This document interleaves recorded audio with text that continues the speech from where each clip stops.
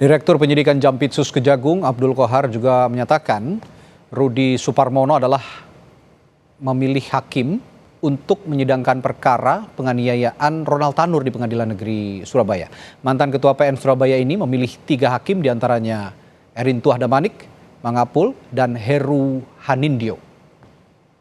Meminta dan memastikan nama hakim yang akan menyidangkan perkara Ronald Tanur yang kemudian dijawab oleh RS bahwa hakim yang akan menyidangkan perkara Ronald Tanur adalah ED,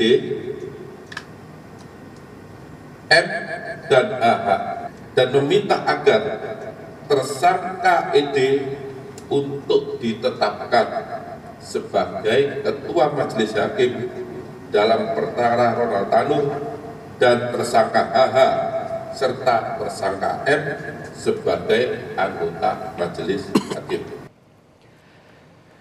Penyidik Jampitsus Kejaksaan Agung menemukan barang bukti pecahan uang tunai sebesar 1,72 miliar rupiah, 388.000 dolar Amerika Serikat dan 1.099.000 dolar Singapura. Jika dikonversi, total nilai uang itu mencapai lebih dari 21 miliar rupiah. Berdasarkan situs LHKPN, Rudy Suparmono, mantan Kepala Pengadilan Negeri Surabaya, memiliki harta kekayaan sebesar 2,9 miliar rupiah. Jika dirincikan, Rudy memiliki 3 bidang tanah dan bangunan di Jakarta Pusat senilai 2,3 miliar rupiah. Lalu alat transportasi dan mesin senilai lebih dari 470 juta rupiah. Sementara harta bergerak lainnya 48,5 juta rupiah, lalu kas dan setara kas sebesar 83,2 juta rupiah.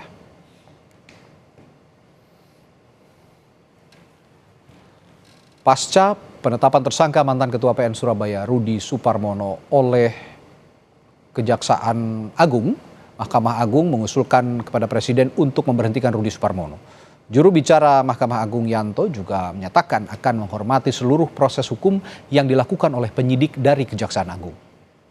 Ketua Mahkamah Agung menyampaikan dan menghormati proses hukum yang dilakukan oleh penyidik Kejaksaan Agung.